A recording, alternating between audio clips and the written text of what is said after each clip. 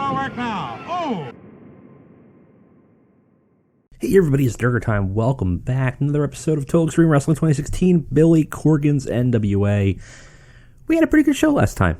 Some big things happened. Marty Scurll kind of making some moves and kind of aligning himself with Pulping George. And overall, we had a 43. It's not bad. Actually pretty happy with that. So, we're going to keep the course. We have Into the Fire soon, I think, after this Power. And I think I'm happy with where we are heading. It's slow but steady, but I think we have the right number of people here. We have the right picks to really move up the ladder. And we're being pretty careful on where our grabs are. I think we have a pretty solid roster. We have, more than what we're supposed to technically. But I think we're utilizing them well.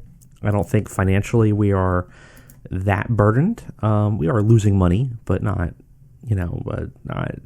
atrociously. If you look at it, we had some miscellaneous money. That was mostly us spending on capital in terms of getting production values set up. But we got 72. We're spending like 150-ish or something like that. Let's see.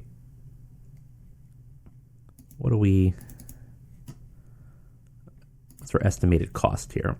So our estimated cost is about $26 a month in just wages, with sponsorship coming in about $67, and then some production expenditures.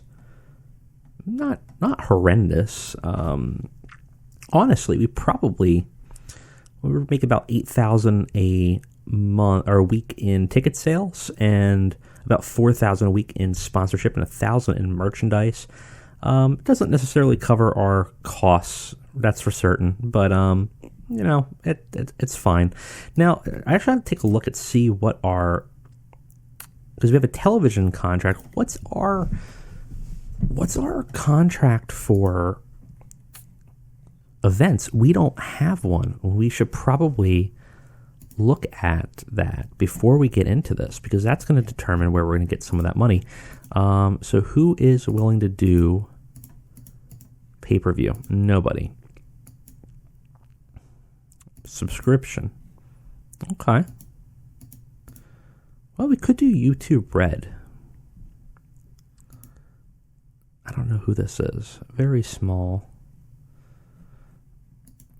And Twitch. So subscription services. The company gets revenue based on the value of the content. So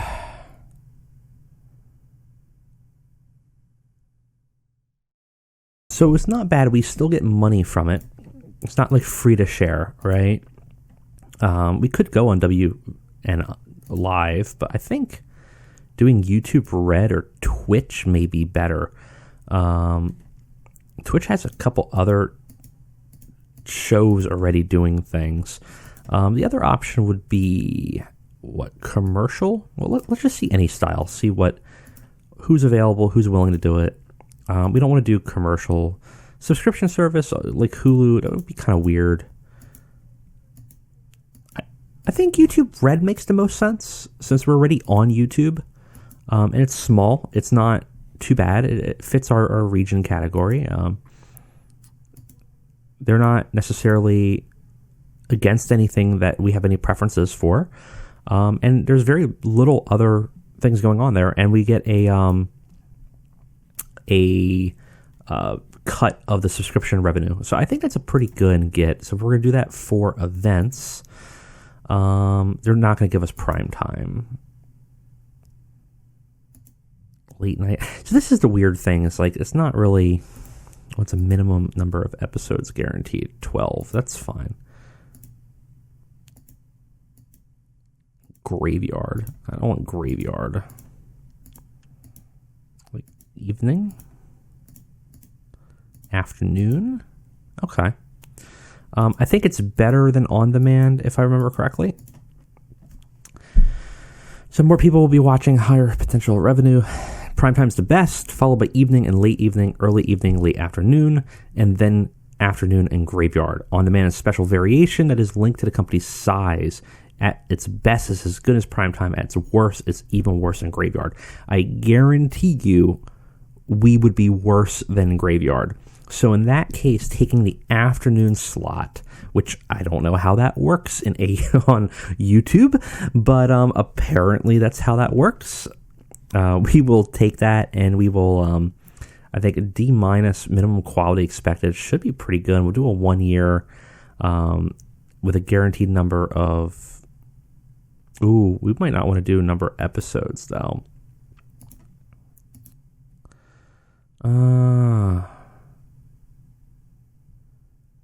Legal action against the company. I don't... Okay, what's a minimum number of 3? I think we could do that in a year. I want 12 in a year. Well, we're not doing 12 events a year, is the problem. What if we did 2 years? Maximum a year. All right, so let's just see what Twitch is offering us here. I am not willing. I'm just assume that that's fine. Do you want a minimum number of...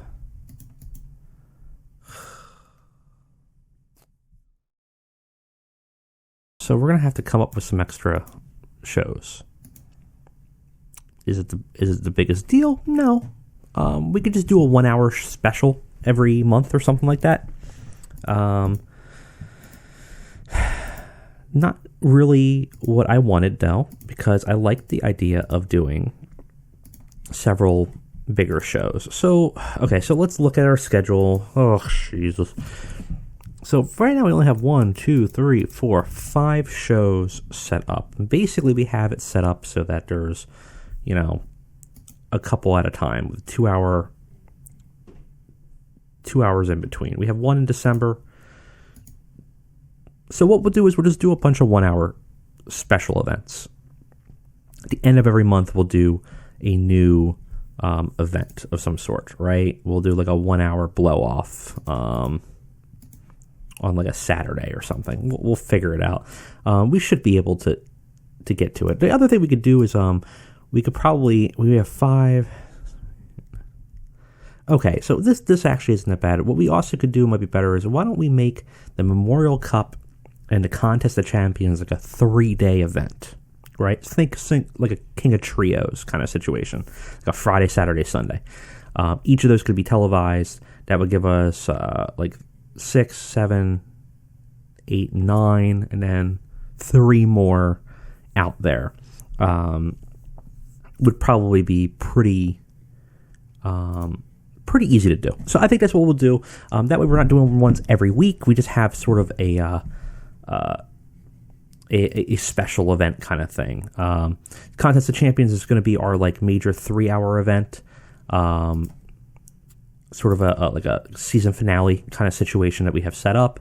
So we'll just have like a second night or a first, like 2 nights or something like that, and then blow off into the main event. And we'll have it like a tournament, like a qualifier, semifinals, and then the Contest of Champions, something like that. And then just 1 or 2 other shows somewhere scattered in there will be fine. It won't be a big deal. I'm not concerned about that. So we now have the contract set up. That's good, looking great. We're not hiring anybody. I did set up an extra tag team title for the Alliance because I felt like we needed one other Alliance belt. So we did the Alliance Heritage Tag Team title. It's a floating tag team. We also have our National Heavyweight Tag Alliance title floating around. We might do a women's. For now, I like the idea of having 1 tag, 1 heavyweight. It just brings some extra people into the fold, and we might crown that tonight even. It would be kind of interesting. We have a couple of people around here that could use it, maybe. Ascension, Outlaw Inc., Wild Cards, Von Erichs, all pretty good candidates for a interesting mid-card floating tag team. and could give us a boost. And also, they would have to then travel around, which may help us a little bit in terms of giving them some extra skills that we don't have to fund. I think it's a good idea. Let's see what they think. They're very happy right now, by the way. They're pleased with both of their victories. We're pushing them pretty well. They think the World Tag Team title race would be a good one to be involved with, but we have other plans. All right, let's go ahead. Let's move on to Power. Hopefully nothing crazy happens in those 6 days.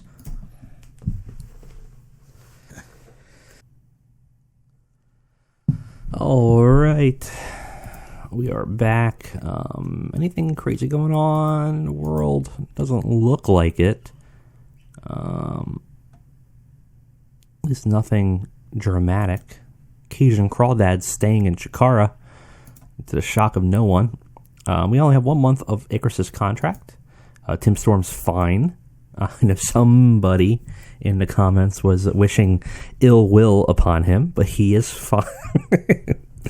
AEW hasn't changed their live experience to large, which I don't know if that necessarily will affect us. Are we actually the same? Ugh.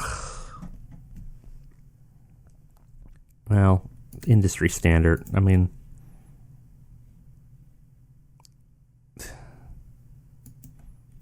we do get hurt from these.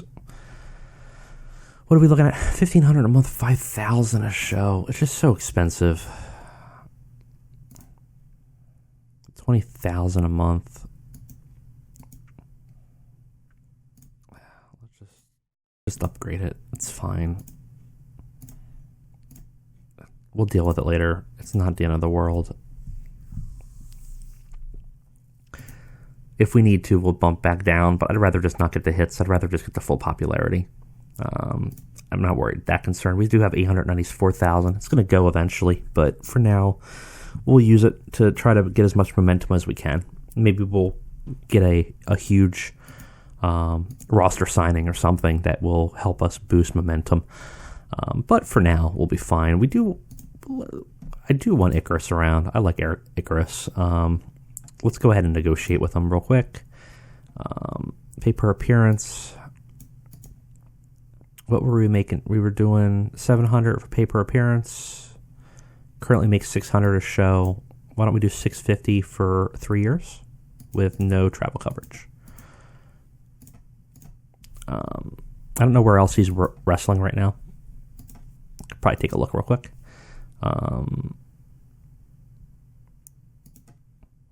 Where do I find that? He's irritated right now. Priorities at NWA, then Chikara. He's just wrestling those two, and he's fine with his role. He's yet to defend his Carl Jr. Championship. We could change that tonight, I think. And I think we could give him a win. He's a little upset about his new gimmick kind of not working well. So let's give him a boost. Let's give him a little bit of a happy momentum, I guess. All right, let's go book it. For our convenience generic venue, we don't need a generic venue because we're not going to be. Why are we in Puerto Rico? No, we are going to be in the NWA Atlanta Power Studio. I need to change something about that. For some reason, we keep on being set to be anywhere, and it's just not what we want at all. All right. Locker rooms 56. Got some good positive people here. Eddie Edwards, we're just never going to get him on the show because he's still working elsewhere. I guess talent trade's useless for us. Eddie Kingston last showed up high, and that gave us some problems, and there were some fights and stuff. Nothing, no locker room issues right now, so why don't we meddle? Again, trying to get like a positive relationship here with somebody that's experienced. PCO might not be a bad option. No effect.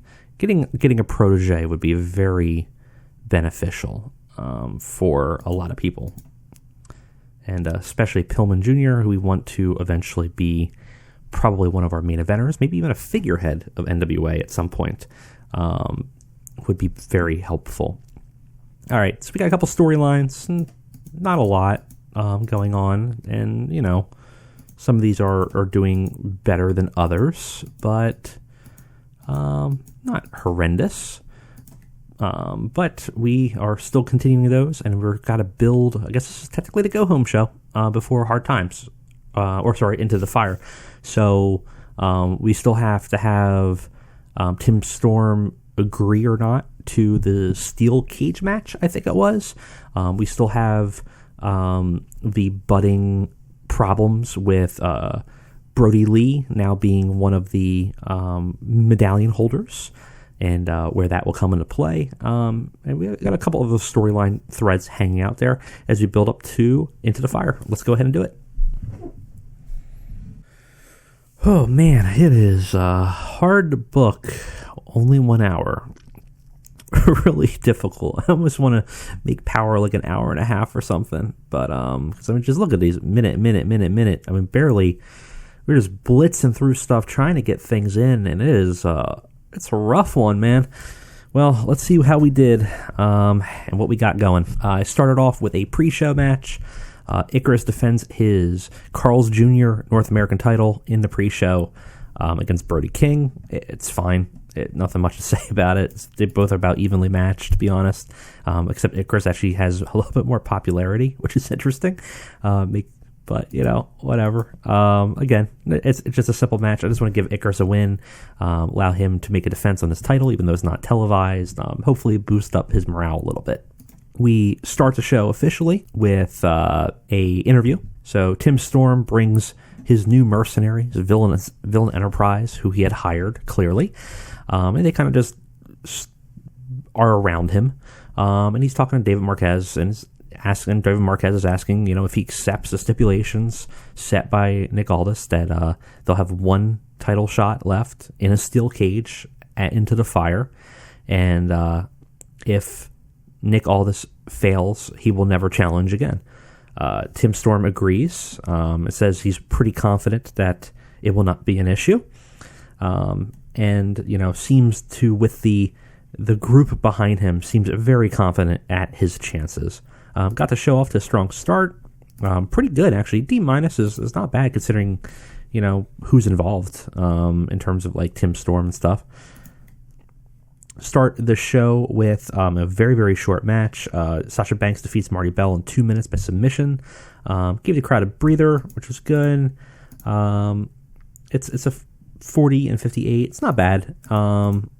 It's, again, part of the issue is that we don't really have anybody really strong in the women's division. So this is probably about as good as we're going to get.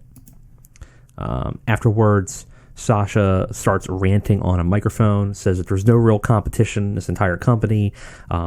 She hasn't seen a single person that she thinks can even challenge her successfully for the title.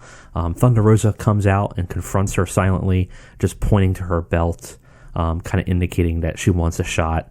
And Sasha actually seems a little taken aback, maybe a little bit afraid of her.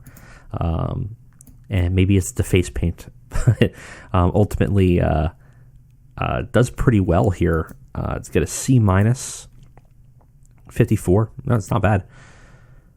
Very, very short match. Like a lot of things going on. Eli Drake comes in with a quick win, squashes Ricky Starks in 1 minute with a gravy train. Eli Drake had a 50, Ricky Starks had a 28. Again, giving both of them something to do. Match isn't great, though. Did get the crowd hotter, though, which is nice. All right, so post-match, Eli Drake comes over to David Marquez and basically says that nobody's on his level. He's a superior athlete that no one seems to care about in the NWA, and he's going to prove his worth. And Brody Lee comes over and interrupts him, just kind of stares him down, kind of building up a match between Eli Drake and Brody Lee. Kind of an interesting element. It only gets a 46, though. I kind of thought it would have been a little bit better with Brody there, but oh well. Afterwards, we have Pulping George kind of bombing it, coming out and saying that there's going to be a triple threat tag team match for the New Alliance tag team titles. And afterwards, we have, of course, the match itself. It's okay. 45 seems about our average. Decent wrestling. Didn't have much heat, though. Von Erichs defeat everybody. This is elimination. It should not have been elimination. It should have been a a regular triple threat. I thought I set that up, but that's fine.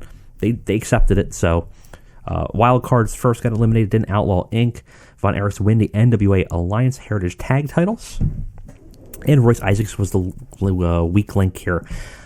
It's not bad, actually. Overall, they gained heat for both segments, got the crowd buzzing. And this is cool because what we can do is now that they are Alliance champions, they'll potentially tour around to other Alliance promotions. They can be borrowed. They'll improve. They'll get more popular without us having to pay them and put them on here. And ultimately, it gives them just a thing, some more prestige. And eventually, if we want to fire the trigger on them and be ready to use them, we have all this other experience and reigns and stuff like that they have under their belt. This is pretty helpful. I think they're the right fit for this, where Homicide and Eddie Kingston can go off and focus on their actual the actual NWA Tag Team Championships and actually fight for that. We can build up to Von Erichs this way. I'm pretty happy with this. We have Brian Pillman Jr. versus Cable Conley. Just a match to give Brian a win.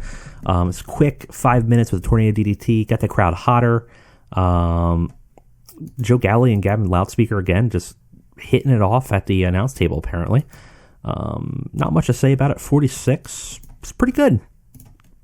Afterwards, Marty Scurll and his Villain Enterprise gang come out to once again attack Pillman and seeming to gang up on him. And I'm not sure why. Obviously, he had a fight with Marty Scurll earlier. Marty Scurll won. Perhaps something about it upset him, or perhaps he's being paid off by somebody. Because as we know, in the NWA, the Villain Enterprises seems to just be guns for hire. We gain heat for the storyline between the two of them. Just okay. 49, D+. Backstage, we have a camera where Latimer is in the back. He's recovering from the loss from his match.